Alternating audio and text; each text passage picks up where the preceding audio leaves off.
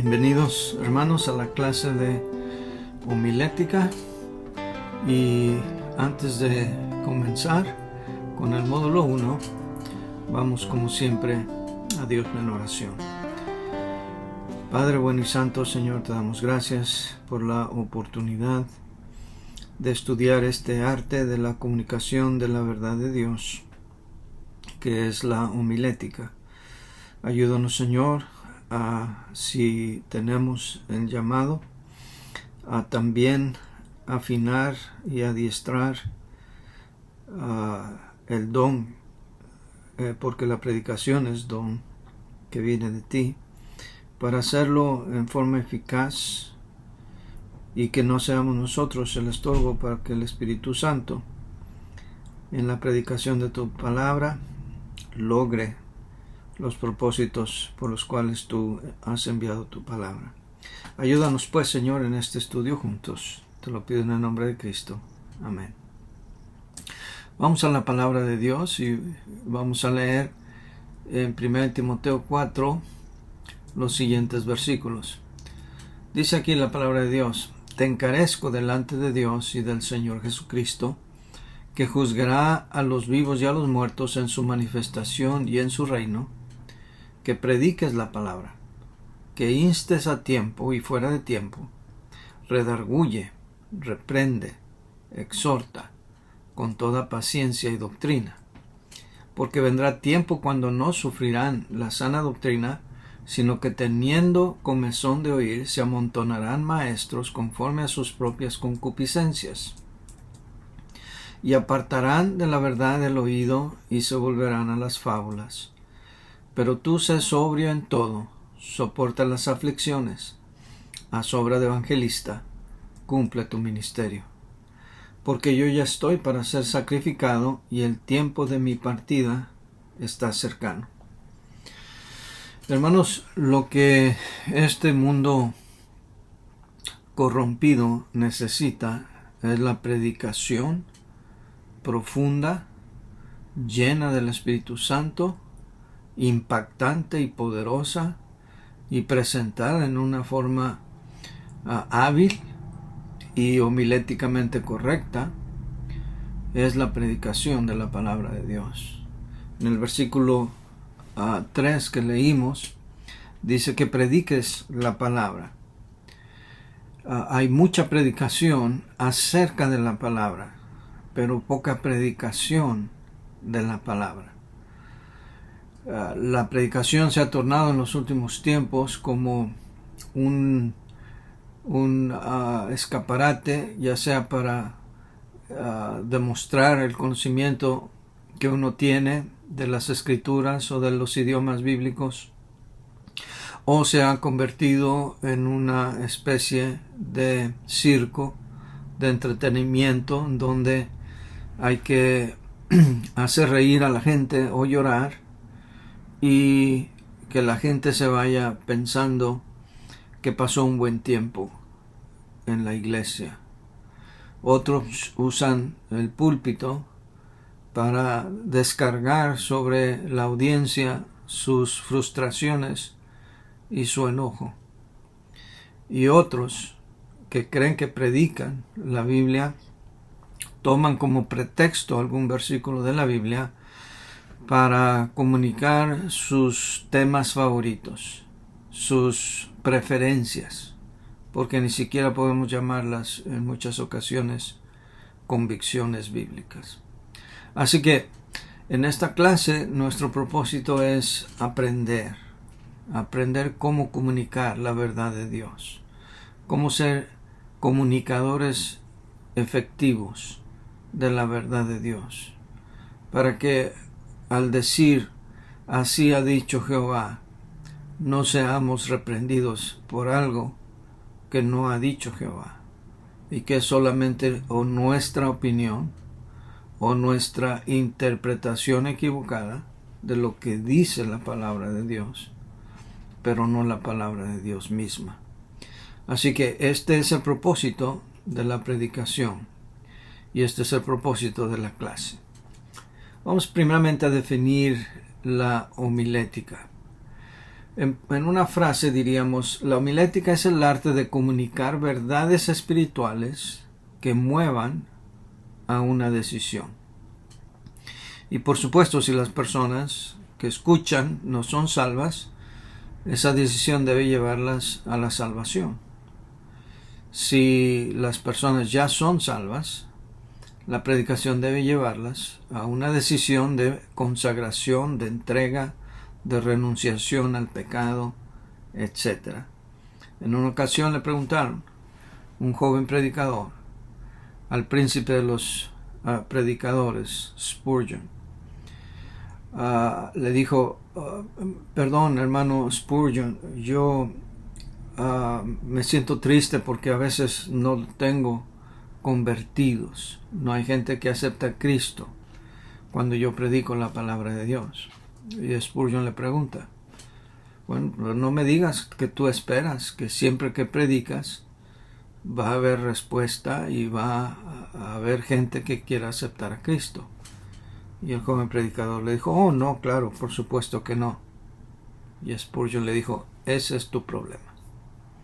Porque si no predicas esperando ver al Espíritu Santo moviéndose en los corazones, entonces nunca lo vas a lograr.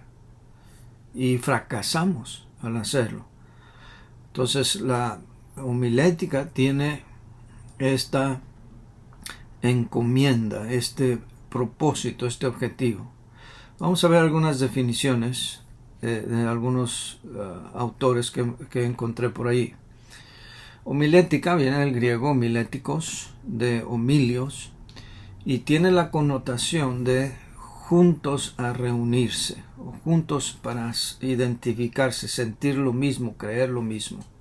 De homo, ustedes conocen este prefijo griego, homo, quiere decir lo mismo. Homosexualidad viene de ahí, homólogo viene de ahí, homogéneo viene de ahí, significa lo mismo. Y en teología, la homilética tiene que ver con el uso de los principios de la retórica para la predicación pública. Otra definición en otro de los libros que llevamos de texto aquí es igual, viene de homiléticos, que significa reunión, y homilios, que significa conversar. Y es la rama de la teología pastoral, la cual se encarga del estudio del sermón o estudio religioso. Y podemos ver que cada definición tiene algún elemento que sobresale y que es enfatizado más que el otro. Pero en pocas palabras, resumido, podríamos decir que la homilética es el arte de preparar y de presentar o entregar un mensaje, sermón u homilía. Nosotros rara vez le llamamos al sermón homilía, pero no es una mala palabra. Presentarla en forma organizada, bíblica y, como dije, con poder. Y para esto, hermanos, para captar esto, no hace mucho prediqué un mensaje en el ministerio en línea que tengo, en el canal de YouTube, lo pueden encontrar, que se llama La Predicación Eficaz. Y ustedes van a tener como tarea escuchar este mensaje, y el bosquejo del mensaje mismo va a estar allí en recursos en el portal, que comunica con más fuerza lo que estoy tratando de decirles acerca de la homilética, y ustedes entenderán también la pasión que yo siento por la predicación. Bien, ¿cuál es el propósito de la homilética? Bueno, el propósito de la homilética, por supuesto, es presentar un mensaje divino.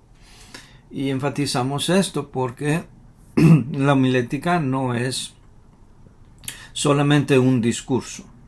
Un discurso político, por ejemplo, tiene como propósito mover a las masas tras una ideología política. Una declamación de un poema, una poesía, tiene el propósito de mover emocionalmente a la audiencia. Y aunque la predicación puede mover y convencer hacia una ideología, en nuestro caso una doctrina bíblica, y aunque también puede y debe mover un sermón emocionalmente a la persona, puede hacer reír, llorar, pero sobre todo tiene que hacerla caer bajo convicción. La homilética es la comunicación de un mensaje divino.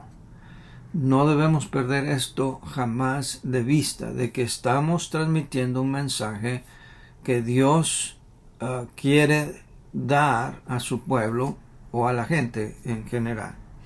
Entonces eso es la homilética. La homilética es también pregonar las verdades del Evangelio. En algunas sectas ustedes pueden ver que sus sermones están muertos, sus homilías están llenas de opiniones, llenas de instrucciones quizás, y a veces hasta de psicología, pero tienen poca verdad o nada de verdad acerca del Evangelio. Y para nosotros la homilética bíblica es pregonar con celo, con fuerza, las verdades del Evangelio. Y su propósito, como dije, es mover a las personas a una decisión de carácter espiritual, para salvación en caso de la gente que no ha sido salva, y para decisión de consagración para el pueblo de Dios. De modo que la homilética pues no es entretenimiento. La gente no debe de irse de la iglesia pensando que se la pasó muy bonito o muy a gusto en la iglesia con el sermón del pastor. Tampoco debe irse convencido necesariamente de lo que dijo el pastor. Más bien la recompensa y la evidencia de que el pastor o el predicador hizo un buen trabajo es que la gente, en vez de irse convencida, se vaya convertida. Y tampoco no es la homilética o el sermón un instrumento para levantar la autoestima. Eso lo vemos mucho en la predicación de la televisión, como Joel Osteen en Houston, en su iglesia Lakewood, o Rick Warren, o Max Lucado y tantos otros que se concentran más en hacer sentir a la persona. Aún los libros de estos predicadores están llevados a hacerte sentir mejor contigo mismo. Pero hermanos, la predicación va a fallar si nosotros no hacemos sentir mal a la persona en su relación con Dios. Así que hay mucho que corregir en cuanto a la predicación, eso. Pero también, como dije, el púlpito no es un poste para azotar con latigazos a la gente.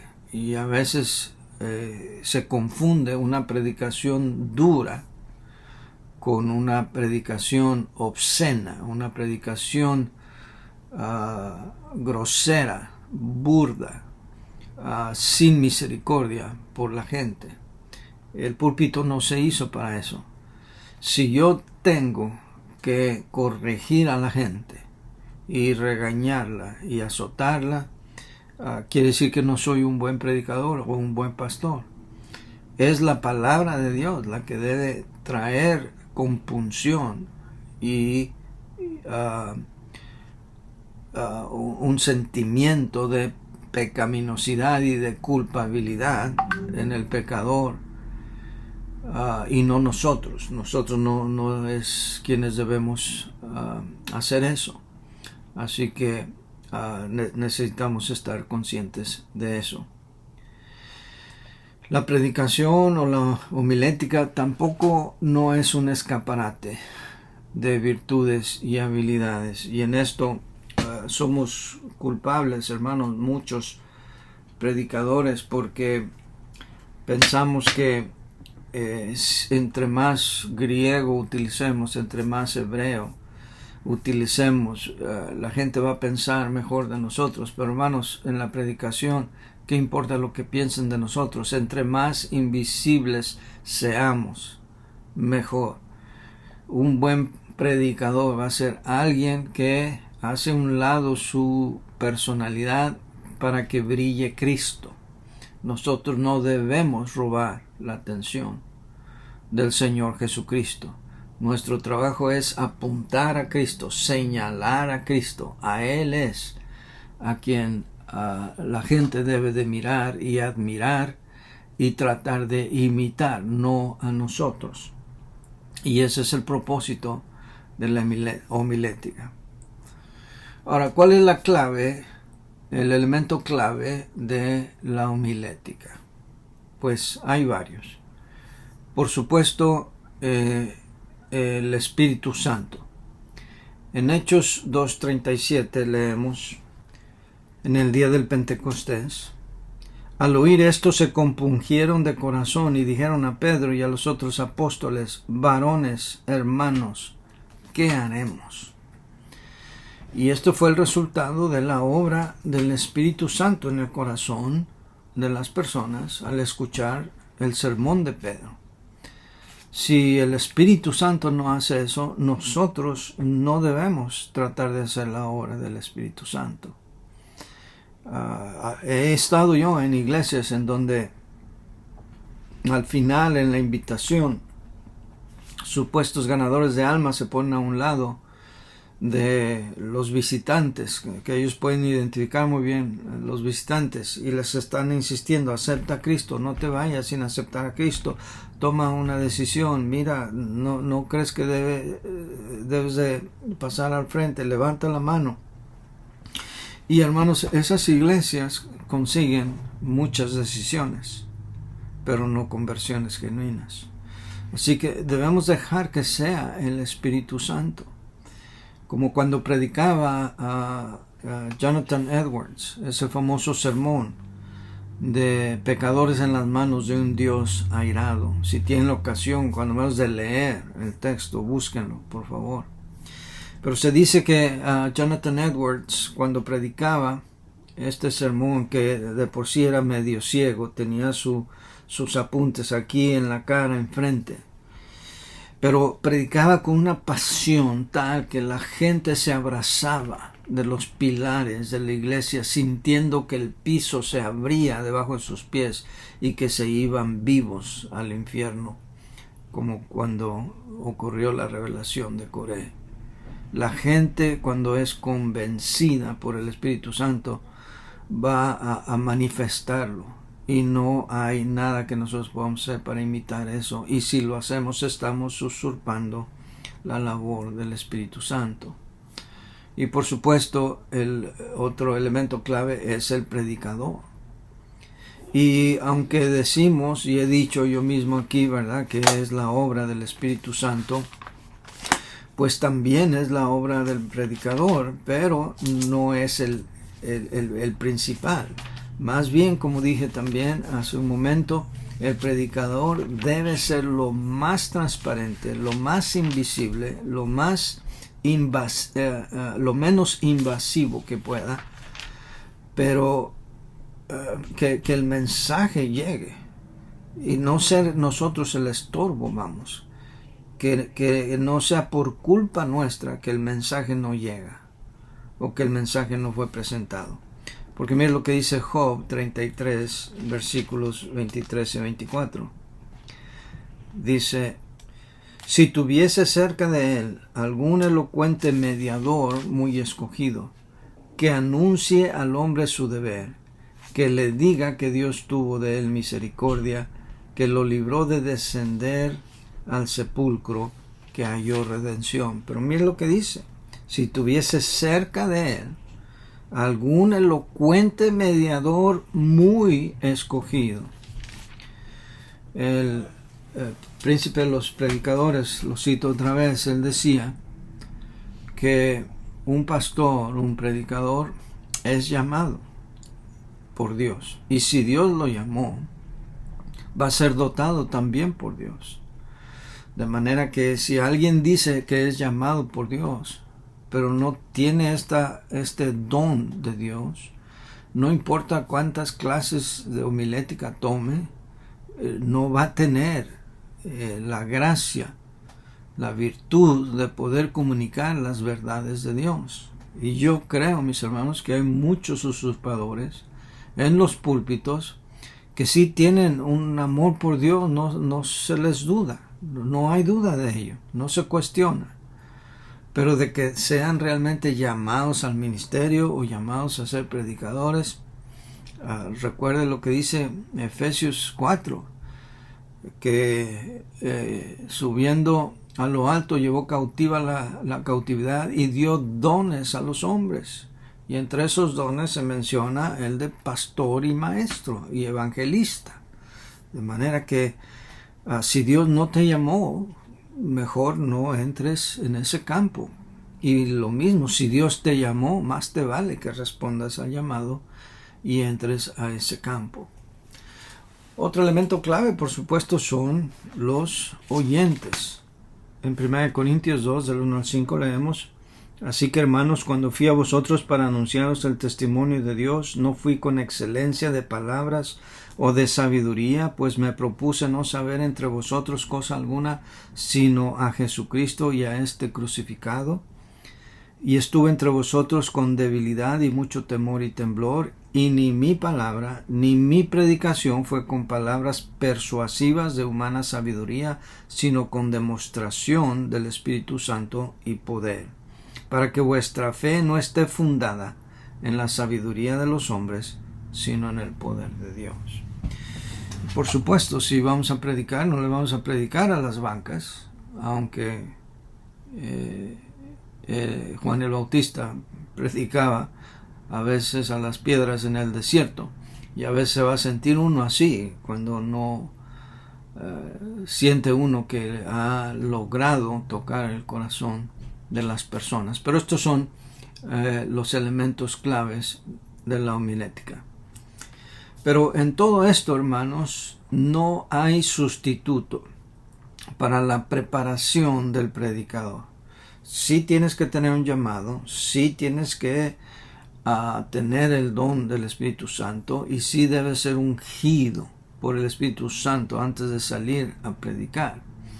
Pero no hay sustituto para la preparación del predicador. No hay nada que justifique el no tomar tiempo, de no pasar horas en su estudio, en su escritorio, con herramientas lingüísticas, con diccionarios, comentarios, para deshebrar, para descifrar, para desglosar las verdades que están ahí en la palabra de Dios, y después ponerlas en una manera ordenada, para que al ir al púlpito, una vez más, no sea yo el estorbo para que la gente reciba un mensaje divino, sino al contrario, que seamos el apoyo y seamos un escalón de ascendencia, no para bajar, en tratar de alcanzar esas gemas de la palabra de Dios que están en la verdad de Dios a través de la predicación. Me causa tanta tristeza escuchar a gente que dice: bueno, no, Dios me llamó y yo hoy les voy a compartir lo que Dios puso en mi corazón, no me preparé, no traigo un mensaje, pero lo hago con todo mi corazón. No hay sustituto para la labor, para el sudor y a veces lágrimas también en la preparación de un buen mensaje. Sé un predicador que paga el precio, que está dispuesto a invertir para que Dios lo use, y el uso del Espíritu Santo del predicador comienza en su estudio privado, en su oficina privada, en donde prepara sus mensajes, ya sea en la mesa de la cocina, ya sea en el sillón de la sala o en el taller de carpintería donde se encierre a preparar sus mensajes, pero no hay sustituto para eso, mis hermanos. Bien, vamos a hablar entonces acerca de los tipos de sermones. Hay 3 tipos de sermones: el temático o tópico. Algunos le dicen topical, pero creo que es una mala transliteración del inglés. Temático o tópico se utiliza el texto como un punto de partida. Es como un trampolín. De ahí se avienta y puede que nunca vuelva a tocar ese versículo a través del mensaje. Y vamos a hablar y dar ejemplos de cada uno de estos. Ese trata de un tema específico y el versículo del punto de partida puede ser que toque en forma a veces hasta circunstancial, pasajera, el tema que quiero yo tratar, porque hay temas que a veces uno tiene que tratar, los cuales la Biblia no tiene un versículo específico. Por ejemplo, vamos a hablar acerca de la responsabilidad del ciudadano de votar por sus gobernantes. No vamos a encontrar un versículo en la Biblia que hable de votar, pero sí podemos encontrar principios aquí y allá, ejemplos de personas que obedecieron a sus autoridades civiles y que participaron en el empadronamiento, como por ejemplo José y María, que fueron a Belén para ser empadronados, cumpliendo sus deberes civiles, etc. Pero de todos modos, en un sermón temático, el versículo principal es solamente eso, un punto de partida. Y por supuesto de ahí uno puede usar muchas otras partes de la Biblia que van a ir ayudando a fortalecer el mensaje que uno quiere compartir. El otro tipo de sermones es el textual, y ese también tiene un texto como punto de apoyo, pero a diferencia del temático, este se basa en un solo texto de la Biblia. De ahí tienen que salir todos los puntos del sermón. Aunque, por supuesto, puede usar otros pasajes de la Biblia para apoyar y sostener los puntos del texto, pero todos los puntos principales tienen que salir de allí. Ese es el mensaje textual. Como por ejemplo, hoy en la mañana estaba leyendo esta porción de la palabra de Dios en la Biblia, en Salmo 107:6, dice: Entonces clamaron a Jehová en su angustia y los libró de sus aflicciones. Si yo voy a predicar un mensaje textual de este pasaje, aquí tengo 3 puntos. Primero, que va a haber aflicciones. Segundo, que la manera de salir de las aflicciones es clamando a Jehová. Y tercero, que Dios contesta la oración porque fueron librados de sus aflicciones. Eso es un mensaje textual. Todo está sacado del versículo. Mientras que si yo voy a hablar, por ejemplo, acerca del aborto, no voy a encontrar un versículo, como dije, para un mensaje temático en contra del aborto, pero sí tengo que empezar de un versículo, ¿verdad? Puedo comenzar con el versículo que dice: porque Dios es el que da la vida, y Jehová dio y Jehová quitó. Y puedo hablar del nombre de Dios, que significa el ser que vive, que existe por sí mismo, que es el dador de la vida. Y puedo desarrollar mi mensaje en contra del aborto hablando de el derecho de Dios para dar y quitar la vida, y que nadie más tiene ese derecho. Y luego puedo ir y buscar ejemplos de consecuencias de aquellos que no respetaron el fruto del vientre de una madre, etcétera, etcétera.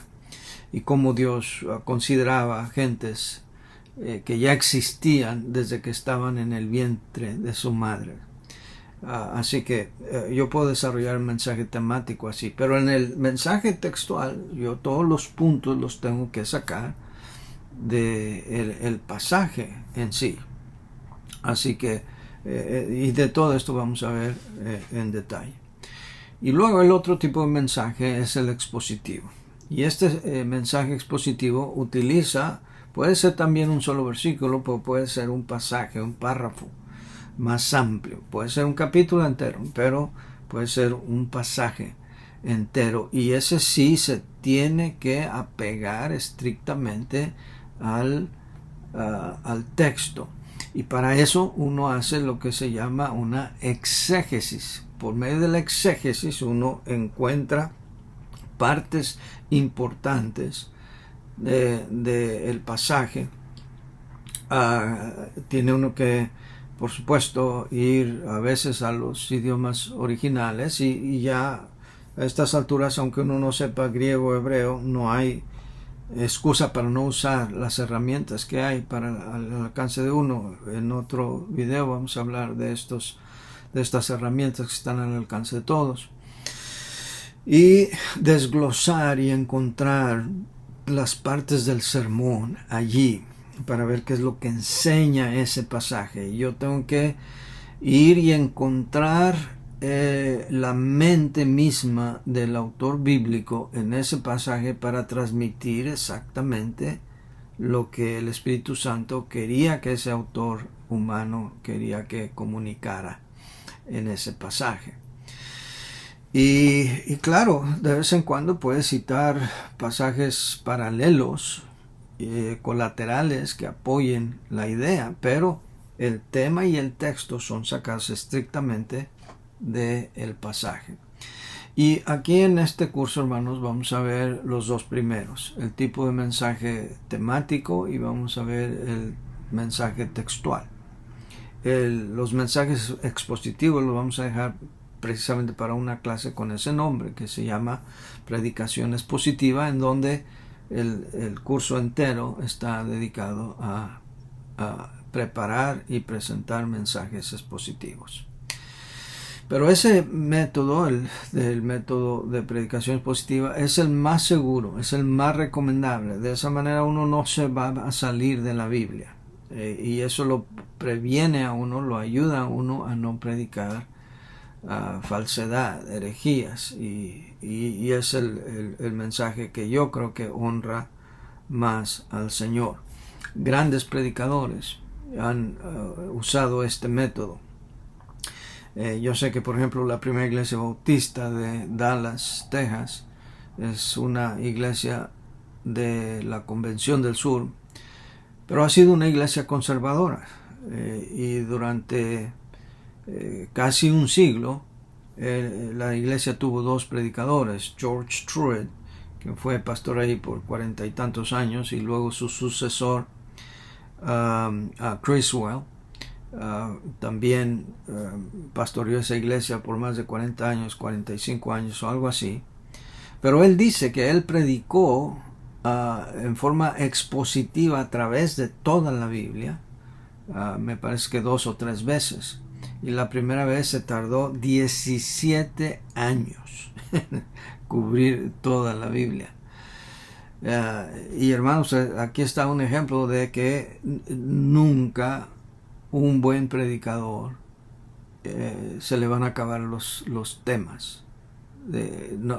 Yo escucho a veces de predicadores que dicen, no sé qué predicar. Bueno, ese es el problema cuando se predica en forma temática. Se le van a acabar los temas. Mientras que si uno predica ya sea textualmente o expositivamente, le van a faltar domingos al año y le van a faltar años al siglo para predicar todo lo que hay que predicar de la Biblia. Bien, vamos a entrar entonces a algunas cosas ya prácticas, como por ejemplo, cómo hacer un bosquejo. Ustedes en método de estudio debieron haber aprendido a cómo hacer un bosquejo, pero vamos a repasar esto aquí. Primero, ¿qué es el bosquejo? ¿Y cuáles son las partes del bosquejo? El bosquejo es básicamente el esqueleto del sermón. Son los puntos principales. Es lo que nos ayuda a, de una mirada rápida, saber cuál es el punto que sigue en el sermón. Y hay predicadores que se los memorizan. Yo no soy de ellos y no hay nada de malo en memorizarlo, pero para mí es más seguro tenerlo todo por escrito.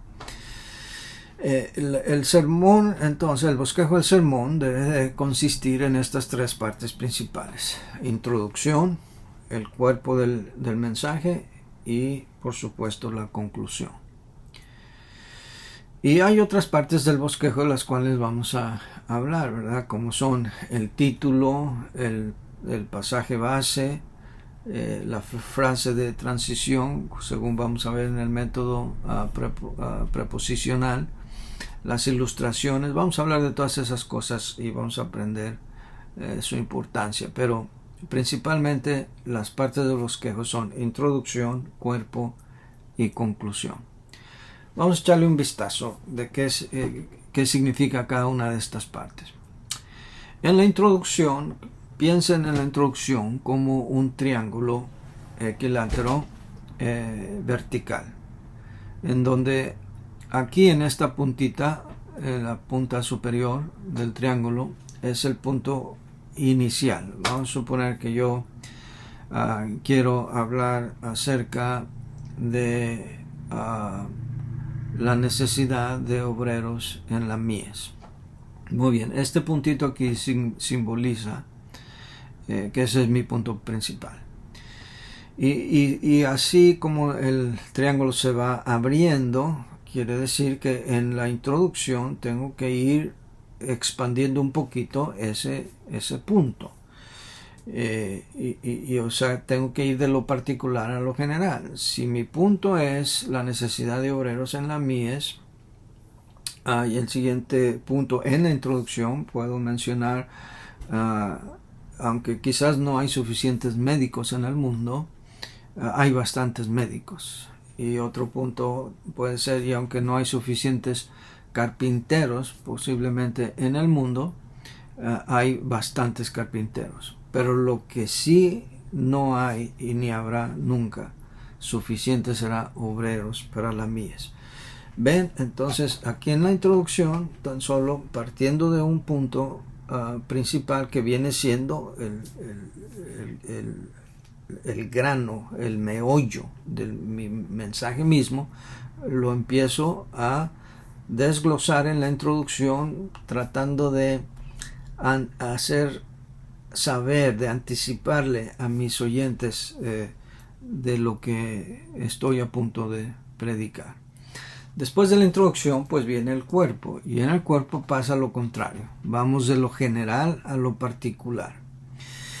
Y dentro del cuerpo, pues cada punto, si el mensaje tiene 3 puntos, pues cada punto representa un triángulo equilátero, pero ahora invertido. El punto 1 puede ser también tiene que ir en forma invertida de lo general a lo particular. Si en mi punto número 1, en el mensaje hipotético que mencioné hace un rato, puedo yo mencionar: el Señor Jesucristo dijo que la mies es mucha, pero los obreros pocos. Entonces puedo empezar a abundar sobre ese punto. Luego en el punto 2, igual, de lo general a lo particular. Puedo hablar de por qué los obreros son pocos. En la mies el trabajo es duro. Hay que renunciar a los sueños de uno mismo. Hay que poner un orden jerárquico de nuestra vida, en que nos vamos a centrar. Queremos alcanzar riqueza, fama. El ministerio no es para eso. Los que responden al ministerio saben que están renunciando a todo eso. Y punto número 3. Si Dios te llama y no respondes, puedes seguir siendo cristiano y Dios no te va a abandonar, pero si tú respondes al llamado, Dios te va a honrar, te va a bendecir, y tu vida va a ser más satisfactoria, y sobre todo al llegar al tribunal de Cristo tendrás tesoros en el cielo. En fin, esto si fuera el mensaje acerca de la mies y que los obreros son pocos. Pero lo que quiero que vean aquí es que vean cómo en cada punto se va de lo general a lo particular. Voy a ir centrándome más y más a un solo punto. Y al final del cuerpo, todos estos puntos tienen que ir apuntando también a un clímax. Vértice del triángulo grande que cubre todo el cuerpo, ese debe ser el clímax. Y claro, ellos normalmente pensaban en el clímax en el punto máximo arriba, pero por tener aquí el triángulo invertido, el clímax debe ser ese. Llevar a la gente a la convicción de que hay una gran necesidad en la mies y que si Dios te ha llamado debes de responder, y aún si no eres llamado hay lugar para todos en la mies, hay algo en la que todo el mundo pueda participar. Y después de eso viene la conclusión, y en la conclusión puede ser un pequeño resumen, una recapitulación de lo que se ha dicho, pero este vértice de este triángulo invertido aquí en la conclusión, que también va de lo general a lo particular, debe de coincidir con el vértice desde el punto de partida, que la mies es mucha y los obreros pocos. Entonces, en pocas palabras, este gráfico tiene la intención de ilustrarles a ustedes cómo debe de ir desarrollándose un buen sermón. En otras palabras, el bosquejo le ayuda a uno a estar enfocado, de organizar sus pensamientos, de saber a dónde quiere llegar y no empezar a disparar por mil lados. En una ocasión, un buen hermano laico de una iglesia me enseñó su sermón. Le dije yo, ¿de qué vas a predicar? Me dijo, de la oración. ¿Me puedes revisar mi bosquejo? Vi el bosquejo y número 1 decía, no recuerdo los puntos, pero decía Jesús oró. Punto número 2 era como Dios quiere satisfacer tus necesidades por medio de la oración. Punto número 3, hay gozo en la oración. Punto número 4, Dios contestó la oración de la viuda con Elías, que le mandó a alguien para que resucitara a su hijo. En fin, que al ver su sermón, sí, todos los puntos hablaban de la oración, pero apuntaban por todos lados, no llevaban a un clímax, no llevaban a una secuencia lógica dentro del mensaje para llevar a un punto definitivo, definido, concreto, que hiciera a los oyentes llegar a una sola conclusión. Entonces, esto es el cuerpo del bosquejo. Ahora les voy a enseñar un ejemplo. Este es un mensaje que yo prediqué hace mucho tiempo. Está basado en Galatas 6:7, que dice, no os engañéis, Dios no puede ser burlado, todo lo que el hombre sembrare, eso también segará.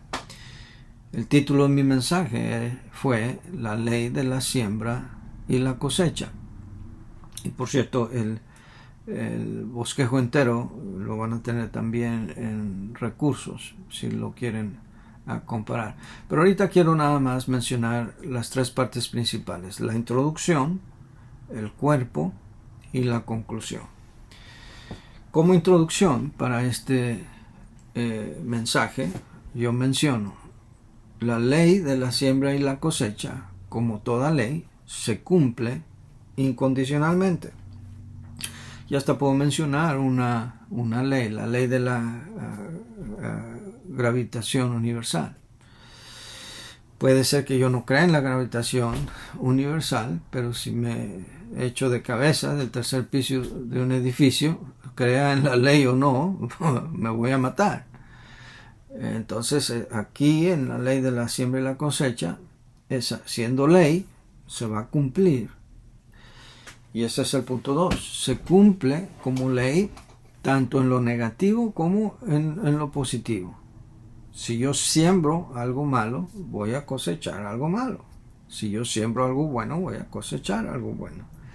Y todo eso lo voy a desarrollar en el sermón. Pero ahorita estoy yendo de lo particular a lo general. Estoy expandiendo un poco de qué se trata esta ley de la siembra y la cosecha. Y antes de empezar a entrar al primer punto, yo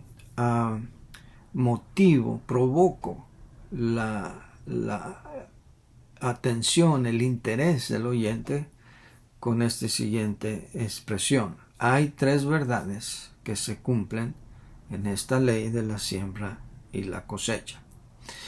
Y como puntos principales dentro del cuerpo, y se utilizan los números romanos para los puntos principales, y todo lo que se escribe en esos puntos va en mayúsculas. Punto número 1. Se cosecha de la misma especie de lo que se siembra. Ya en el desarrollo del mensaje ustedes pueden ver en mi bosquejo cómo se desarrolla cada uno de esos puntos. Pero vamos al siguiente punto principal.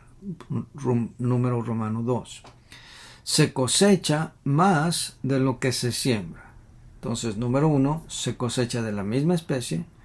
Número 2, se cosecha más de lo que se siembra. Y punto número 3, se cosecha tarde o temprano, pero se cosecha. Entonces, estos son los puntos principales. Este es un mensaje como una combinación de temático y textual, porque está el tema basado en ese versículo, pero también me apoyé de otras partes de la Biblia. Y por último, pues vendría la conclusión. Y en la conclusión puedo yo mencionar algunas cosas aquí. Piensen en el triángulo invertido que va ahora de lo general a lo particular y debe llegar al punto de partida. Lo que cosechamos ahora es lo que sembramos atrás. Lo que sembramos ahora es lo que vamos a cosechar después.